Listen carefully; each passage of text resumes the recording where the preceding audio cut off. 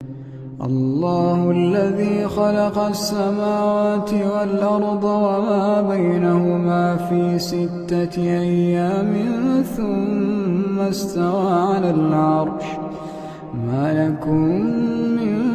دونه من ولي ولا شفيع۔ السلام علیکم ورحمۃ وبرکاتہ۔ امید ہے کہ آپ سب لوگ خیریت سے ہوں گے۔ اللہ تعالی ہم سب کو اپنے حفظ و امان میں خیر و عافیت کے ساتھ رکھیں۔ ہم پڑھ رہے ہیں سورہ البقرہ اور ہم آیت نمبر 114 یعنی 114 تک پڑھ چکے ہیں۔ آگے پڑھتے ہیں، شروع کرتے ہیں اللہ کا نام لے کر۔ اعوذ باللہ من الشیطان الرجیم، بسم اللہ الرحمن الرحیم۔ وَلِلَّهِ الْمَشْرِقُ وَالْمَغْرِبُ فَأَيْنَمَا تُوَلُّوا فَثَمَّ وَجْهُ اللَّهِ إِنَّ اللَّهَ وَاسِعٌ عَلِيمٌ۔ وَقَالُوا اتَّخَذَ اللَّهُ وَلَدًا سُبْحَانَهُ بَل لَّهُ مَا فِي السَّمَاوَاتِ وَالْأَرْضِ كُلٌّ لَّهُ قانتون۔ بديع السماوات والأرض وإذا قضى أمرا فإنما يقول له كن فيكون۔ وقال الذين لا يعلمون لولا يكلمنا الله أو تأتينا آية كذلك قال الذين من قبلهم مثل قولهم تشابهت قلوبهم قد بينا الآيات لقوم يوقنون۔ إنا أرسلناك بالحق بشيرا ونذيرا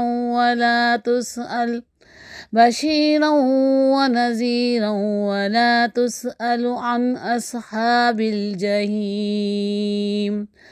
ولن ترضى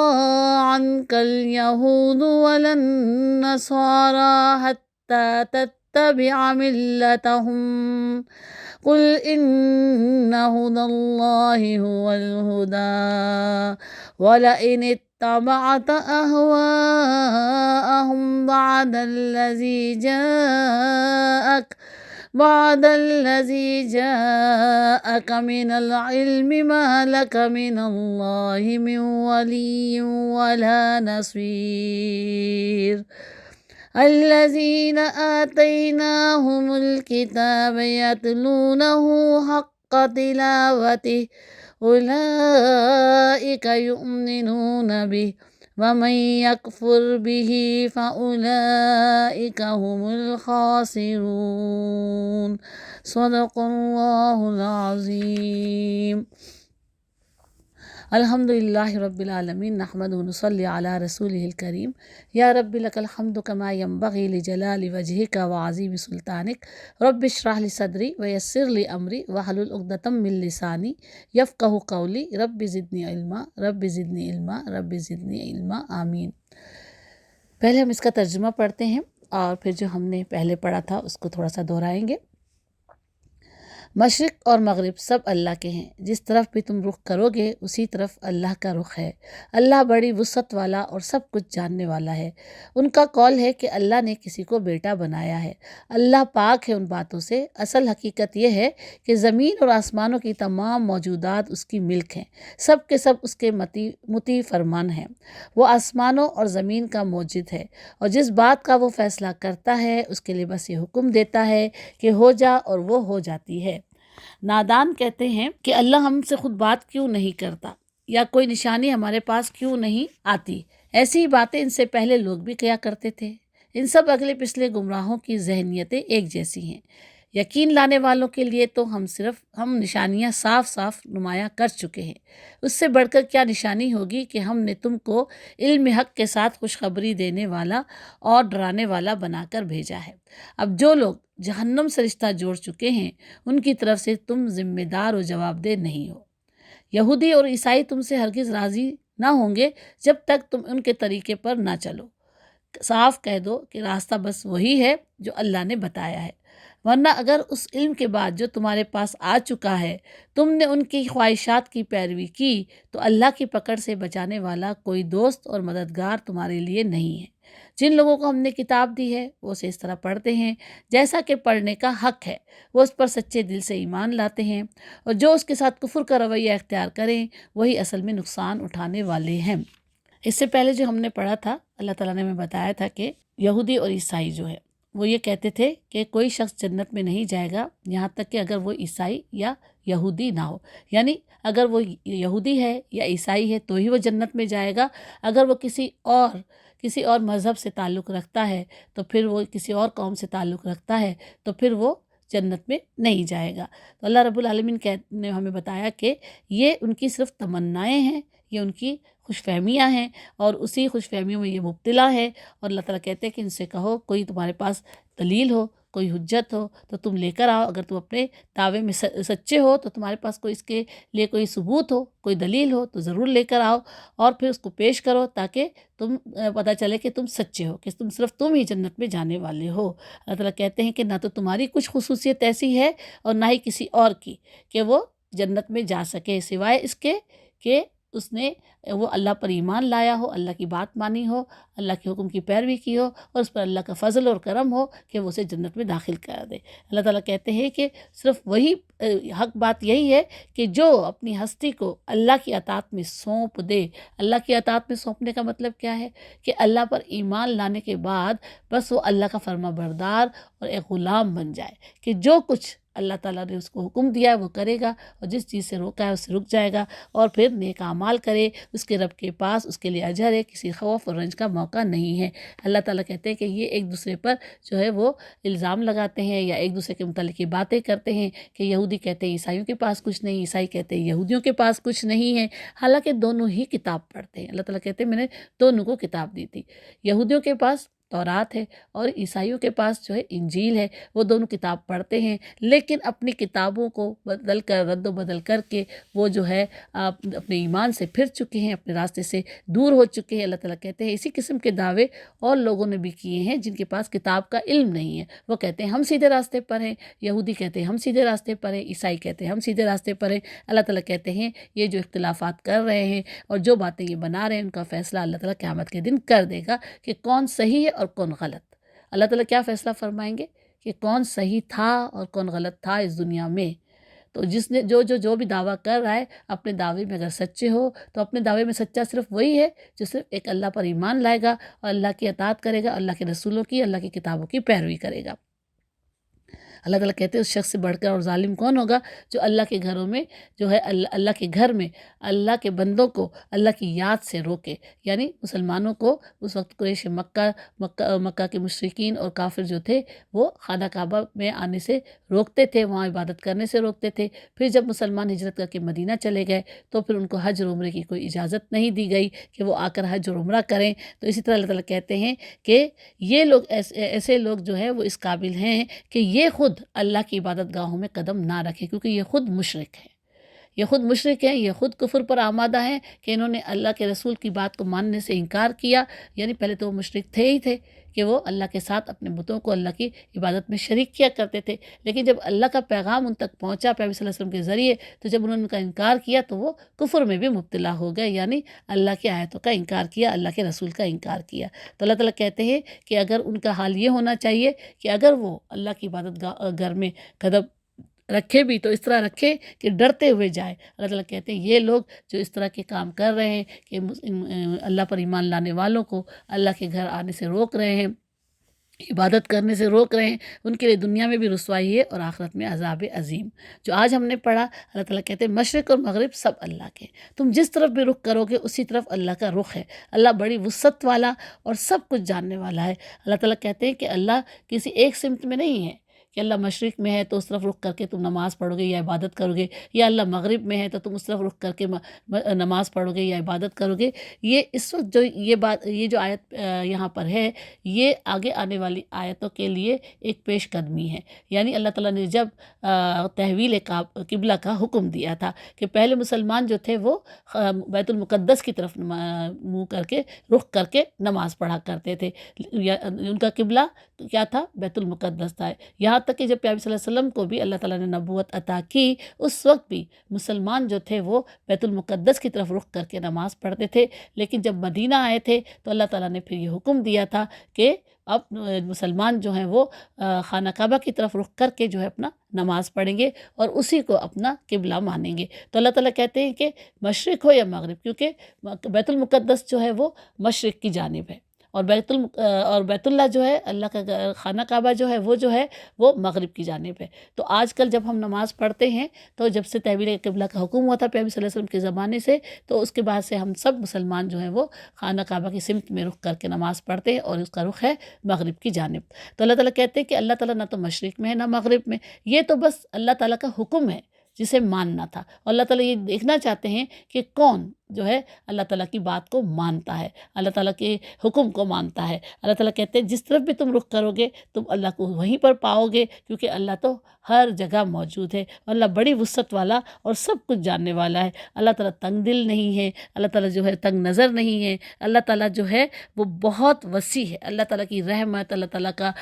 علم، اللہ تعالیٰ کی قدرت ہر چیز پر محیط ہے، بہت وسیع ہے، اس کا اندازہ بھی انسان نہیں لگا سکتا۔ اللہ تعالیٰ کہتے ہیں پھر ان کا یہ قول ہے کہ اللہ نے کسی کو اپنا بیٹا بنایا ہے۔ اللہ پاک ہے ان باتوں سے، اصل حقیقت یہ کہ زمین آسمان کی تمام موجودات اس کی ملک ہے۔ اللہ تعالیٰ فرما رہے ہیں یہاں پر کہ جیسے عیسائیوں نے حضرت عیسیٰ علیہ السلام کو اللہ کا بیٹا بنا لیا ہے، جس طرح سے یہودیوں نے حضرت عزیر کو اللہ تعالیٰ کا بیٹا بنا لیا ہے، اللہ تعالیٰ نے قرآن میں اس بات کو جو ہے وہ میں بتایا ہے کہ یہ اس طرح کے دعوے کرتے ہیں۔ تو اللہ تعالیٰ کہتے ہیں کہ اللہ تو پاک ہے ان باتوں سے، کہ اللہ کی کوئی فیملی ہو، اللہ کی کوئی بیوی ہو، اللہ کے کوئی بچے ہوں، اللہ تو پاک ہے ان باتوں سے۔ اللہ واحد ہے، لا شریک ہے، اور اس کا کوئی شریک نہیں، وہ اکیلا ہے، وہ اکیلا ہی ہے،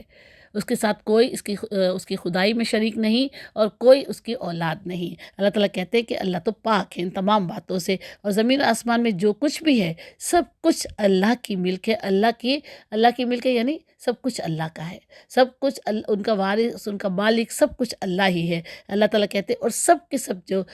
دنیا میں مخلوق ہیں، زمین آسمان کے درمیان جہاں پر بھی ہیں، وہ سب کے سب اللہ تعالیٰ کے مطیع فرمان ہیں، یعنی اللہ کی فرما برداری کرنے والے ہیں۔ یعنی جب اللہ تعالیٰ حکم دیتے ہیں، سورج کہاں سے نکلتا ہے؟ روزانہ مشرق سے نکلتا ہے، مغرب میں غروب ہوتا ہے، اللہ کی فرما برداری کر رہا ہے، اللہ نے جو اس کا وقت، جو اس کا مقرر کیا ہوا ہے راستہ، اسی پر چل رہا ہے۔ چاند ہے، ستارے ہیں، ہوا ہے، بادل ہے، ہر چیز جو ہے اللہ کے حکم کی فرما برداری کر رہی ہے۔ لیکن اللہ تعالیٰ نے انسان کو جو ہے وہ اختیار دیا ہے۔ اللہ نے انسان کو کیا اختیار دیا ہے؟ اللہ نے انسان کو راستے دکھائے، سیدھا راستہ بھی دکھا دیا، غلط راستہ بھی دکھا دیا، پھر انسان کو اختیار دیا کہ وہ جس راستے پر چاہے قدم رکھے کیونکہ اللہ تعالیٰ نے ہمیں انسان کو جو ہے علم عطا کیا، عقل عطا کی، شعور عطا کیا ہے، اور پھر اسی بنا پر اللہ تعالیٰ نے اب ہمارے لیے ایک امتحان رکھا ہے۔ یہ دنیا ہمارے لیے دارالامتحان ہے، یہاں پر ہمیں عمل کرنا ہے، پھر امتحان بھی دینا ہے۔ اللہ دارالعمل اور دارالامتحان دونوں یہ باتیں اس دنیا میں ہمیں کرنی ہے، ہمیں عمل کرنا ہے اور ہمیں امتحان دینا ہے۔ اور اس قرآن کی روشنی میں، یہ قرآن جب ہمارے پاس ہے تو ہمیں اپنا جائزہ لینے میں بہت آسانی ہوتی ہے کہ ہم دیکھیں کہ اس قرآن میں جو اللہ نے ہمیں حکم دیا ہے کیا ہم اس پر عمل کر رہے ہیں۔ اگر ہم عمل کر رہے ہیں تو الحمدللہ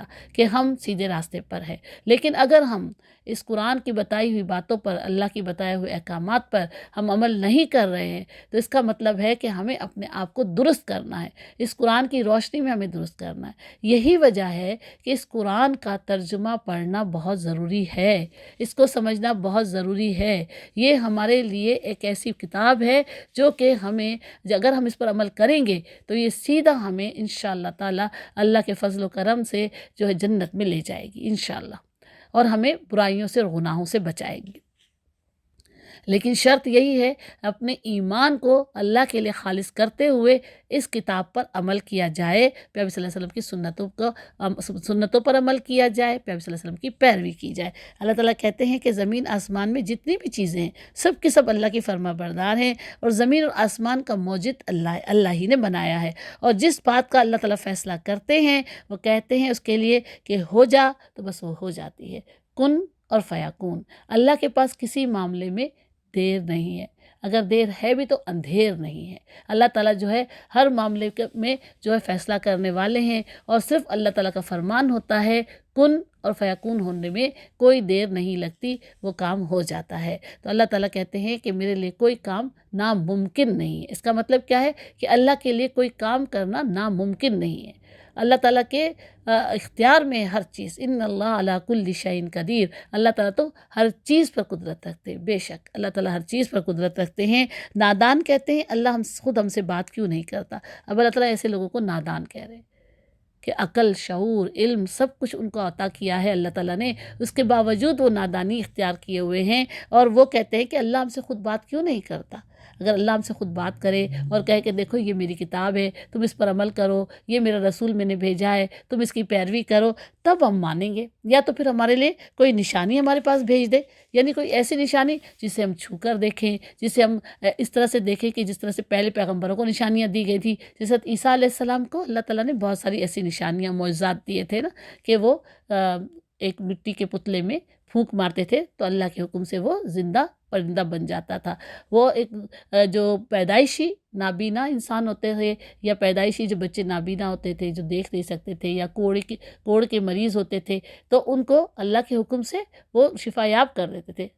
قرآن میں یہ لکھا ہے کہ اللہ کے حکم سے سب ہوتا تھا، اور عیسیٰ علیہ السلام بھی یہ کہتے تھے یہ سب کچھ اللہ کے حکم سے ہوتا ہے، یہ اللہ نے مجھے معجزات دی ہیں، اور اللہ کے حکم سے وہ مردوں کو زندہ بھی کر دیا کرتے تھے۔ لیکن سب کچھ اللہ کے حکم سے ہوتا تھا،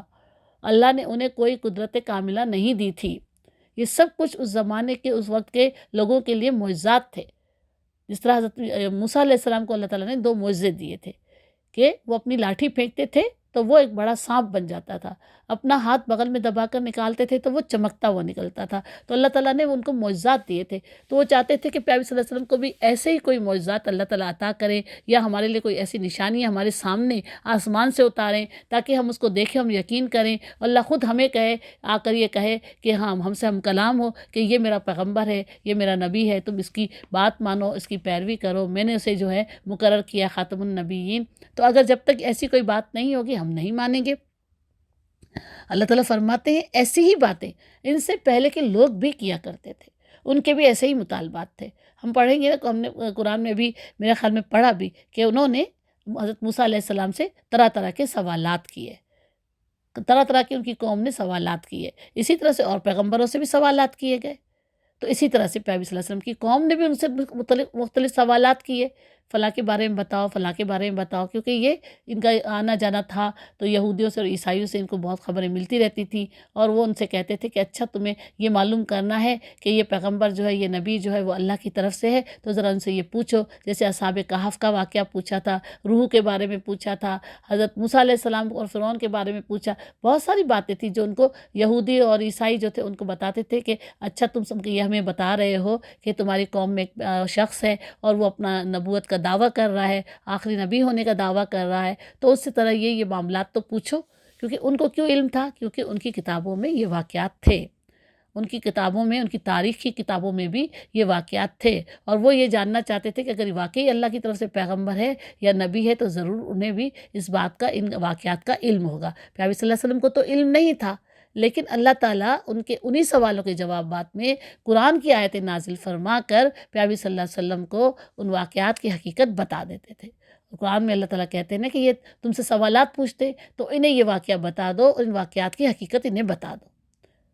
تو اللہ رب العالمین قرآن کے ذریعے پیارے صلی اللہ علیہ وسلم کو بتاتے تھے، لیکن جو ایمان لانے والے نہیں تھے وہ ایمان نہیں لائے۔ اللہ تعالیٰ کہتے ہیں ایسی باتیں ان سے پہلے کے لوگ بھی کیا کرتے تھے، ان سب اگلے پچھلے گمراہوں کی ذہنیتیں ایک جیسی ہیں۔ اللہ تعالیٰ کہتے ہیں جو پہلے گزر چکے ہیں گمراہ، یعنی جو اپنے راستے سے بھٹکے ہوئے تھے، جو اللہ پر ایمان نہیں لا رہے تھے، اور اب جو یہ گمراہ ہیں جو اپنے راستے سے بھٹک چکے ہیں، جو سیدھے راستے پر آنا نہیں چاہتے ہیں، تو ان کی ذہنیتیں، ان کی سوچ ایک ہی جیسی ہے۔ یہ اپنی باپ دادا کے جو بتائے ہوئے راستے ہیں ان کو چھوڑنا نہیں چاہتے، اور اللہ نے جو راستہ انہیں بتایا یہ اس پر آنا نہیں چاہتے۔ یقین لانے والوں کے لیے تو ہم نشانیاں صاف صاف نمایاں کر چکے ہیں۔ اللہ تعالیٰ کہتے ہیں جو یقین لانے والے ہیں، جو اللہ تعالیٰ پر یقین رکھتے ہیں اور جو پیارے صلی اللہ علیہ وسلم کی بات کو مان رہے ہیں یا اس سے پہلے پیغمبروں کی بات مانی، تو اللہ تعالیٰ کہتے ہیں ان کے لیے تو ہم صاف صاف نشانیاں نمایاں کر چکے ہیں، اور وہ نشانیاں اللہ تعالیٰ نے اس دنیا میں ہمیں دکھا دی۔ اگر ہم زمین اور آسمان اور اس میں جتنی موجود چیزیں ہیں جو اللہ کی بنائی ہوئی تخلیقات ہیں، مخلوقات ہیں، ان پر نظر ڈالیں تو کیا ہمیں کسی ایک ایسی ہستی کے ہونے کا جو ہے وہ یقین نہیں ہوتا کہ یہ سب چیزیں کس نے بنائی ہوں گی، کس طرح پیدا کی ہوں گی، کس طرح ان کے جو ہے وہ راستے مقرر کی ہیں، کس طرح ان کو جو یہ فرما برداری کر رہی ہیں اللہ کی۔ پھر وہی ہم مثالیں دیں گے کہ سورج روز مشرق سے نکلتا ہے اور مغرب میں غروب ہوتا ہے، چاند رات کو جو ہمیں چمکتا ہوا نظر آتا ہے، ستارے ہمیں رات کو اندھیرے میں چمکتے ہوئے نظر آتے ہیں، حالانکہ دن کے وقت وہ موجود ہوتے ہیں لیکن وہ ہمیں چمکتے ہوئے نظر نہیں آتے، وہ رات کے اندھیرے میں ہمیں چمکتے ہوئے نظر آتے ہیں۔ ہوا کس طرح چلتی ہے، بارش کس طرح برستی ہے، یہ سب چیزیں جو ہے اللہ، اور موسم کس طرح بدلتے ہیں، دن رات کس طرح سے بنتے ہیں۔ کبھی ہمارے پاس جو موسم کی تبدیلیوں کے حساب سے دن چھوٹا اور راتیں بڑی ہو جاتی ہیں، کبھی راتیں چھوٹی ہو جاتی ہیں اور دن لمبے ہو جاتے ہیں۔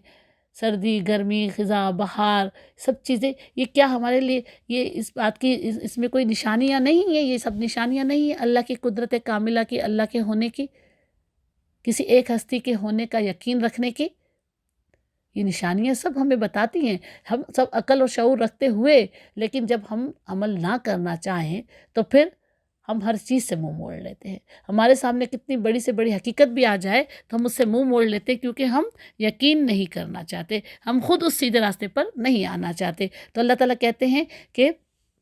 اس سے بڑھ کر اور کیا نشانی ہوگی کہ ہم نے تم کو، یعنی پیغمبر صلی اللہ علیہ وسلم کو علم حق کے ساتھ خوشخبری دینے والا اور ڈرانے والا بنا کر بھیجا ہے۔ اللہ تعالیٰ کہتے ہیں کہ اس سے بڑھ کر اور کیا نشانی ہوگی کہ وہ پیغمبر صلی اللہ علیہ وسلم جو 40 سال تک ان کے درمیان رہے اور نبوت ملنے سے پہلے کبھی انہوں نے ایسی کوئی بات نہیں کی کہ کہو اللہ ایک ہے، کیونکہ پیغمبر صلی اللہ علیہ وسلم خود جو ہے وہ صحیح علم سے واقف نہیں تھے، لیکن جب اللہ تعالیٰ نے انہیں علم عطا کیا، کیونکہ مکہ میں یہاں پہ عرب میں آس پاس میں ان لوگوں کے پاس کوئی کتاب نہیں تھی، کوئی کتاب نہیں، تو پیغمبر صلی اللہ علیہ وسلم بچپن سے جو یہی دیکھتے آ رہے تھے کہ شرک ہو رہا ہے، بت پرستی ہو رہی ہے، لیکن پیغمبر صلی اللہ علیہ وسلم کو اللہ تعالیٰ نے ہمیشہ اس سے محفوظ رکھا، وہ کبھی بھی بت پرستی میں ملوث نہیں ہوئے۔ پیغمبر صلی اللہ علیہ وسلم تو نبوت ملنے سے تھوڑا عرصہ پہلے ہی غار حرا میں چلے جاتے تھے اور وہاں جا کے اللہ کی عبادت کیا کرتے تھے، لیکن اب وہ عبادت کیا تھی اس کا ہمیں علم نہیں ہے، لیکن وہ اس ماحول سے بیزار تھے، ان شرکیہ کاموں سے، ان کی جو برائیاں تھیں ان سے بہت بیزار تھے۔ تو پیغمبر صلی اللہ علیہ وسلم 2-2 3-3 دن تک غار حرا میں وہاں پر مقیم ہو جایا کرتے تھے، اور حضرت خدیجہ رضی اللہ عنہا ان کو وہاں پر جا کر کھانا پہنچاتی تھیں۔ تو اللہ تعالیٰ کہتے ہیں کہ جب میں نے اپنے پیغمبر کو علم نبوت عطا کیا، یہ حق والا، یہ سچائی والا علم عطا کیا، اور انہیں تم خبردار کرنے والا، خوشخبری دینے والا بنا کر بھیجا، یعنی اگر تم اللہ پر ایمان لاؤ گے اور یہ شرک اور کفر چھوڑ دو گے تو اللہ تمہیں خوشخبری دیتا ہے اپنی جنت کی، دنیا اور آخرت کی کامیابی کی۔ لیکن اگر تم اللہ پر ایمان نہیں لاؤ گے، شرک اور کفر کو نہیں چھوڑو گے، تو پھر تمہیں آخرت کا عذاب ملنے والا ہے اور دنیا میں بھی عذاب مل سکتا ہے۔ اللہ تعالیٰ دونوں جگہ عذاب دینے پر قدرت رکھتے ہیں، اور دونوں جگہ پر جو ہے اللہ تعالیٰ تمہیں اپنی بھلائی دے سکتے ہیں، کیونکہ اللہ کی قدرت کاملہ میں ہے، اللہ تعالیٰ سب کچھ کر سکتے ہیں۔ اللہ تعالیٰ کہتے ہیں مگر یہ لوگ جو ہیں یہ جہنم سے رشتہ جوڑ چکے ہیں، یعنی وہ لوگ جو کہ اللہ پر ایمان نہیں لائیں گے، کفر اور شرک کا راستہ نہیں چھوڑیں گے، گمراہی کا راستہ نہیں چھوڑیں گے، تو وہ جہنم سے اپنا رشتہ جوڑ چکے ہیں، اور ان کی طرف سے تم ذمہ دار اور جواب دہ نہیں ہو۔ ہر انسان اپنے عمل کا خود جواب دہ ہے، خود ذمہ دار ہے، اس کے بدلے میں کوئی جواب نہیں دے گا، اس کے بدلے میں کوئی اس کے اعمال کا ذمہ دار نہیں ہوگا، کوئی آخرت میں اللہ کے سامنے اس کو نہیں بچا پائے گا کہ یہ میری ماں ہے، یہ میرا باپ ہے، یہ میری اولاد ہے، یہ میرے بھائی بہن ہیں، کہ ان کو آپ معاف کر دیجئے، میں ان کے معاملے میں ان کے اعمال کا جواب دہ ہوں۔ کوئی کسی کے جو ہے اس کے ذمہ داری نہیں لے گا، کسی کے بھی اعمال کی ذمہ داری کسی کے اوپر بھی نہیں ہے، سب اپنے اپنے عمل کے خود ذمہ دار ہیں۔ دنیا میں تو ہم ایک دوسرے کے اوپر کبھی کبھی بوجھ ڈال دیتے ہیں نا، میں نے نہیں کیا اس نے کیا ہوگا، کیونکہ یہاں پر ہم سچائی کو ثابت کرنے میں کبھی کبھی ناکام ہو جاتے ہیں، لیکن اللہ رب العالمین تو وہ ذات ہے جو ہمارے اندر اور باہر سے واقف ہے، اسے سب علم ہے، اس کے فرشتے کرامن کاتبین ہمارے تمام اعمال کو لکھ رہے ہیں، ہماری سوچوں تک کو اللہ تعالیٰ جانتے ہیں۔ تو پھر اللہ کی اس نظر سے، اللہ کے علم سے ہماری تو کوئی بھی چیز پوشیدہ نہیں ہے، کوئی عمل پوشیدہ نہیں ہے، تو آخرت میں تو انصاف ہوگا، جس نے جو عمل کیا اس کو ویسا ہی بدلہ ملے گا۔ اللہ تعالیٰ کہتے ہیں پیغمبر صلی اللہ علیہ وسلم تو تمہیں صرف ڈرانے والے ہیں اور تمہیں خبردار کرنے والے ہیں، خوشخبری دینے والے ہیں، لیکن وہ لوگ جو کہ ان کی بات نہیں مان رہے، اللہ کی بات نہیں مان رہے، وہ جہنم سے اپنا رشتہ جوڑ چکے ہیں۔ یہودی اور عیسائی ہرگز تم سے راضی نہیں ہوں گے۔ اللہ تعالیٰ کہتے ہیں پیغمبر صلی اللہ علیہ وسلم سے کہ یہودی اور عیسائی ہرگز تم سے راضی نہیں ہوں گے، یعنی تم سے خوش نہیں ہوں گے، اگر تم ان کے طریقے پر نہ چلنے لگو۔ اگر تم نے ان کا طریقہ اختیار کیا، یعنی کچھ اپنی کتاب پر عمل کیا، کچھ پر نہیں کیا، اللہ کی کچھ باتیں مانی اور کچھ نہیں مانی، دین میں اپنی منمانی کی، دین میں اپنی منمانی والے طریقے اختیار کیے، اپنی مرضی کے طور طریقے اس دین میں شامل کر لیے، تو پھر اس وقت تک یہ تم سے راضی نہیں ہوں گے۔ یہ چاہتے ہیں کہ تم ایسا دین لے کر آؤ جس میں یہ اپنی منمانی کر سکیں۔ یہ پہلے ہی اپنی منمانیاں کر چکے، اپنے دین کو بدل چکے، ابھی بھی یہ یہی چاہتے ہیں کہ جو دین تم لے کر آئے ہو اس میں اگر ہم اور تم جو ہے مل کر اپنے طور طریقے اختیار کر لیں تو پھر ٹھیک ہے، پھر یہ آپ سے راضی ہو جائیں گے، پھر یہ آپ کی بات بھی مان لیں گے۔ اللہ تعالیٰ کہتے ہیں اسے صاف کہہ دو، بس راستہ تو وہی ہے جو اللہ نے بتایا ہے۔ اس قرآن کے ذریعے اللہ نے اپنی آیتوں کے ذریعے مجھے جو راستہ بتایا ہے، بس راستہ تو وہی ہے، میں تمہاری باتوں پر عمل کرنے والا نہیں ہوں۔ ورنہ اگر اس علم کے بعد جو تمہارے پاس آ چکا ہے تم نے ان کی خواہشات کی پیروی کی تو اللہ کی پکڑ سے بچانے والا کوئی دوست اور مددگار تمہارے لیے نہیں ہے۔ اللہ تعالیٰ پیغمبر صلی اللہ علیہ وسلم کو کہہ رہے ہیں، لیکن یہ آیتیں ہمارے لیے بھی ہیں کہ اگر یہ علم جو کہ یہ قرآن کا علم ہے تمہارے پاس آ چکا ہے، جس کے ذریعے واضح ہو چکا ہے کہ صحیح کیا ہے اور غلط کیا ہے، توحید کیا ہے اور شرک کیا ہے، کفر کیا ہے، یہ سب کچھ اس کے ذریعے واضح ہو چکا ہے، تو اللہ تعالیٰ کہتے ہیں کہ جب یہ علم آ چکا ہے پھر بھی اگر تم اس علم کے آ جانے کے بعد تم ان کی خواہشات کی پیروی کرو گے، یعنی ان کے راستے پر چلنے لگو گے، ان کی بات ماننے لگو گے، تو پھر تمہیں اللہ کی پکڑ سے بچانے والا کوئی دوست اور مددگار نہیں ہوگا،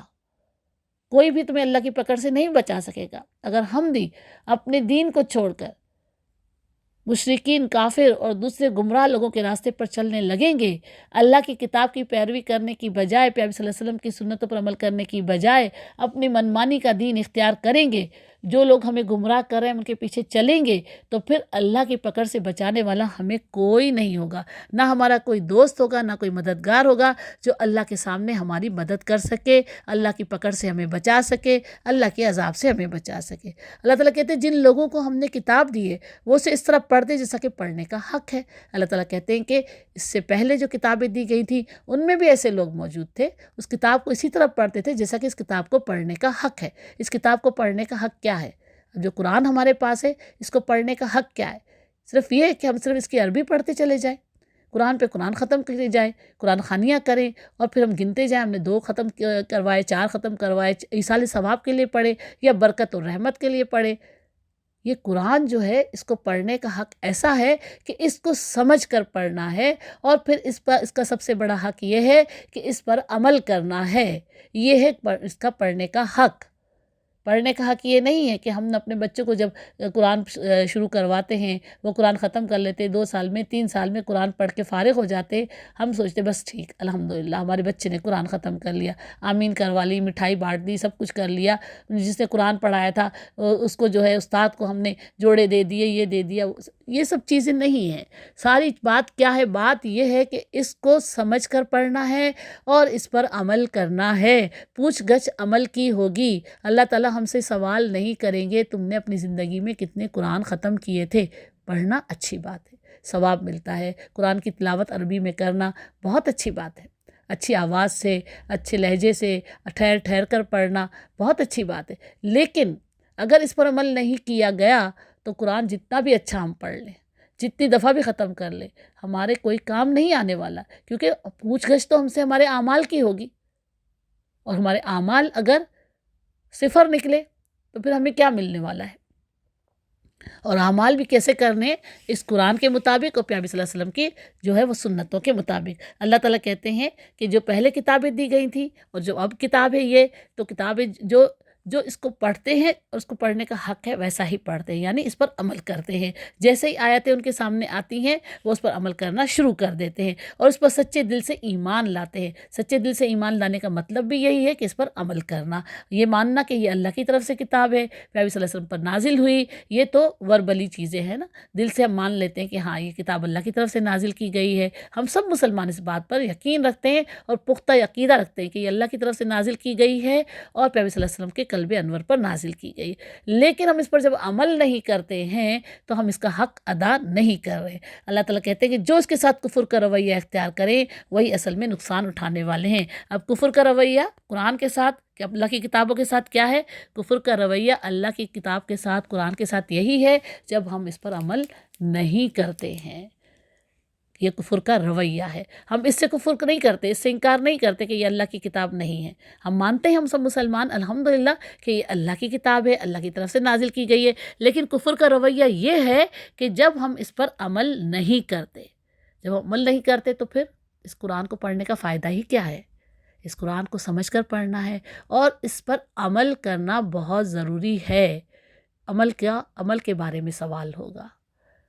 قرآن کے پڑھنے کے بارے میں سوال نہیں ہوگا کہ کتنے قرآن ختم کیے تھے، کتنی تعداد تھی، نہیں، سوال ہوگا عمل کے بارے میں، اور عمل بھی کیسا؟ جس قرآن کے مطابق کیا جائے۔ اللہ تعالیٰ ہم سب کو بعمل مسلمان بنائے۔ وآخر دعوانا الحمدللہ رب العالمین۔ سبحانک اللہم بحمدک، نشہد ان لا الہ الا انت، نستغفرک ونتوب الیک۔ سبحان اللہ بحمدہ، سبحان اللہ العظیم، سبحان اللہ بحمدہ، سبحان اللہ العظیم، سبحان اللہ بحمدہ عدد خلقہ ورضا نفسہ وزنۃ عرشہ مداد کلماتہ۔ اللہ اکبر کبیرہ والحمدللہ کثیرہ وسبحان اللہ بکرۃ واصیلا، وصلی اللہ علی سیدنا مولانا محمد وعلی آلہ وصحبہ بارک وسلم تسلیما کثیرا۔ رب اغفر وارحم وانت خیر الراحمین، رب ارحمہما کما ربیانی صغیرا۔ اللہم اغفر لی ولوالدی وذریتی وللمؤمنین والمؤمنات والمسلمین والمسلمات الاحیاء منہم والاموات۔ ربنا آتنا فی الدنیا حسنۃ وفی الآخرۃ حسنۃ وقنا عذاب النار۔